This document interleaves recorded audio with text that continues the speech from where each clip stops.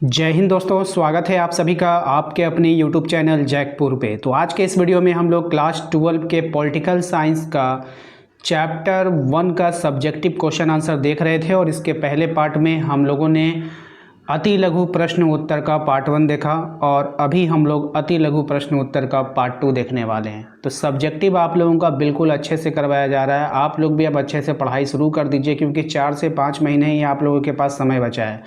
अगर अभी भी आप नहीं करोगे फिर लास्ट में बहुत दिक्कत होने वाली है। ठीक है, तो चलिए शुरू करते हैं। और सबसे पहला सवाल आपके स्क्रीन पर आ चुका है कि सोवियत संघ के विभाजन के कोई 2 कारण आपको बतानी है।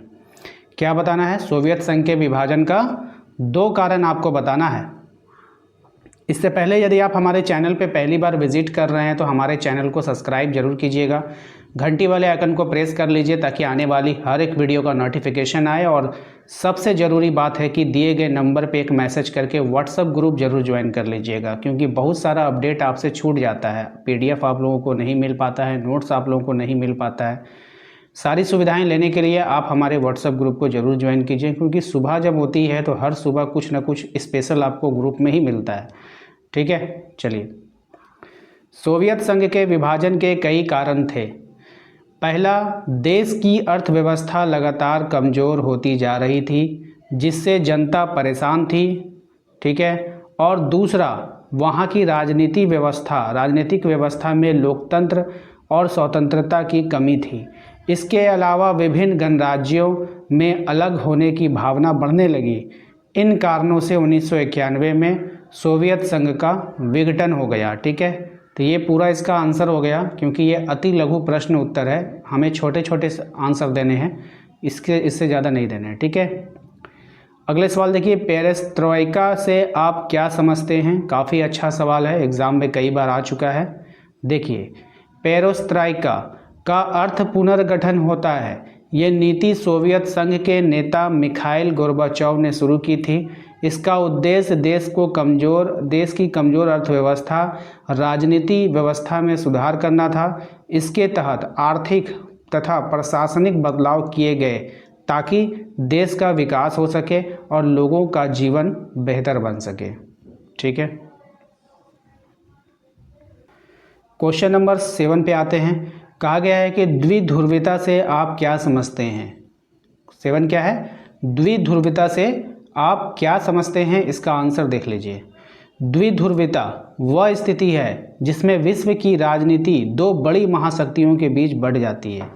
यानी कि विश्व का जो राजनीति स्तर होता है वो 2 शक्तियों के बीच क्या होता है? बढ़ जाता है। द्वितीय विश्व युद्ध के बाद अमेरिका और सोवियत संघ 2 प्रमुख महाशक्ति बनकर उभरे। दोनों ने अपने अपने गुट बनाए और विश्व के कई देश इन गुटों से जुड़ गए। इसी व्यवस्था को द्विध्रुवीता कहा जाता है। ठीक है, समझ में आया? आइए क्वेश्चन नंबर 8 पे आते हैं। द्विध्रुवीता के अंत का क्या अर्थ है? देखिए, द्विध्रुवीता के अंत का अर्थ है कि विश्व की 2 महाशक्तियों में से एक सोवियत संघ का विघटन हो जाना। इसके बाद अमेरिका एकमात्र महाशक्ति बनकर उभरा और उसका प्रभाव दुनिया में बढ़ गया। इस कारण विश्व में द्विध्रुवीता व्यवस्था समाप्त हो गई और एक ध्रुवीय व्यवस्था की शुरुआत हुई। यानी पहले 2 था, 2 गो था ना, तो 2 गो था पहले, तो सोवियत संघ था और अमेरिका था। तो सोवियत संघ में तो विघटन हो गया ना, वहाँ सोवियत संघ को जितने देश सपोर्ट कर रहे थे अब वो बोलने लगे कि नहीं भाई, अब हम लोग जो है अपना अपना देखेंगे, आप अपना देखो।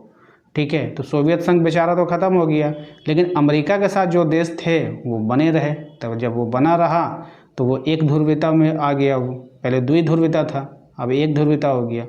बात समझ में आई कि नहीं? क्वेश्चन नंबर आते हैं 9 पे। कहा गया कि सोवियत प्रणाली क्या थी? इसकी प्रमुख विशेषताओं का संक्षेप में उल्लेख करना है।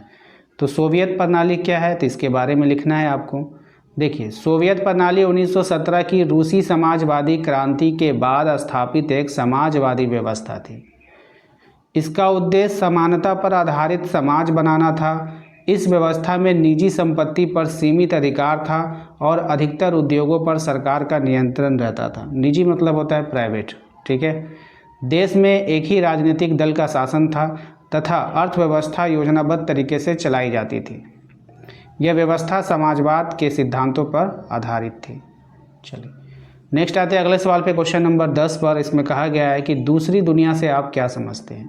अच्छा सवाल है, इम्पॉर्टेंट भी है एग्ज़ाम के दृष्टिकोण से, तो ध्यान से देखेंगे। देखिए, दूसरी दुनिया उन देशों को कहा जाता था जो सोवियत संघ के नेतृत्व वाले समाजवादी गुट में शामिल थे, यानी कहीं ना कहीं सोवियत संघ के साथ थे। इन देशों में समाजवादी व्यवस्था लागू थी और अधिकांश उद्योगों तथा संसाधनों पर सरकार का नियंत्रण रहता था। द्वितीय विश्व युद्ध के बाद ये देश अमेरिका के पूंजीवादी गुट से अलग माने जाते थे। ठीक है, पोलैंड, हंगरी, चेकोस्लोवाकिया और पूर्वी जर्मनी आदि दूसरी दुनिया के प्रमुख देश थे। ठीक है, नेक्स्ट सवाल है कि मिखाइल गोर्बाचेव कौन थे, उनके द्वारा किए गए सुधारों एवं अच्छे कार्यों का उल्लेख करना है। देखिए, मिखाइल गोर्बाचेव जो थे सोवियत संघ के अंतिम राष्ट्रपति थे। उन्होंने देश की आर्थिक और राजनीतिक स्थिति सुधारने के लिए पेरेस्ट्रोइका है ना और ग्लासनोस्ट जैसी नीतियां लागू की। उन्होंने अमेरिका के साथ तनाव कम करने का प्रयास किया, हथियारों की दौड़ पर रोक लगाने की दिशा में काम किया तथा अफगानिस्तान से सोवियत सेना वापस बुला ली। उनके सुधारों ने विश्व राजनीति में महत्वपूर्ण परिवर्तन लाए। क्वेश्चन नंबर 12 है आपका कि मिखाइल गोर्बाचेव को सोवियत संघ के विघटन का उत्तरदायी क्यों माना जाता है। देखिए, मिखाइल गोर्बाचेव ने सोवियत संघ में आर्थिक और राजनीतिक सुधार लागू किए, जिनमें पेरेस्ट्रोइका और ग्लासनोस्त प्रमुख थी। इन सुधारों से लोगों को अधिक स्वतंत्रता मिली, लेकिन देश की कई पुरानी समस्याएं भी सामने आ गई। अलग अलग गणराज्यों में स्वतंत्र होने की मांग तेज हो गई। अंततः 1991 में सोवियत संघ का विघटन हो गया। इसलिए कई लोग गोर्बाचेव को इसके लिए उत्तरदायी मानते हैं। ठीक है, तो उम्मीद करते हैं दोस्तों आज का ये वीडियो आपको पसंद आया होगा। आज के इस वीडियो में भी हम लोग काफ़ी सारा सवाल डिस्कस किए हैं, तो आशा करते हैं कि आप लोगों को वीडियो पसंद आया होगा। वीडियो को लाइक कीजिए। चैनल पे जो लोग पहली बार विजिट कर रहे हैं, चैनल को सब्सक्राइब करके घंटी वाले आइकन को जरूर प्रेस कीजिएगा, ताकि आने वाली हर एक वीडियो का नोटिफिकेशन आपके मोबाइल पे मिलता रहे। और जिन लोगों ने अभी तक हमारे व्हाट्सएप ग्रुप को ज्वाइन नहीं किया है, तो प्लीज़ हमारे दिए गए नंबर पे मैसेज करके आप लोग व्हाट्सएप ग्रुप अपने क्लास का ज्वाइन कर लीजिएगा। 2 तरह के ग्रुप चलते हैं, एक नॉर्मल ग्रुप होता है जिसमें आप लोगों को जुड़कर रहना है, और एक स्पेशल ग्रुप है जिसका नाम है टारगेट ग्रुप। अगर जिन लोगों को टारगेट ग्रुप ज्वाइन करना है, जहाँ पर रोज़ छोटे छोटे टारगेट्स मिलते हैं और उनको पूरा करने के लिए आपको सपोर्ट किया जाता है, नोट्स प्रोवाइड करवाया जाता है, ये सब जो है आप लोगों को प्रोवाइड करवाने का काम किया जाता है। तो आप लोग इसके साथ ज़रूर जुड़िएगा। ठीक है, तो मिलते हैं नेक्स्ट अगले वीडियो में। Thank you.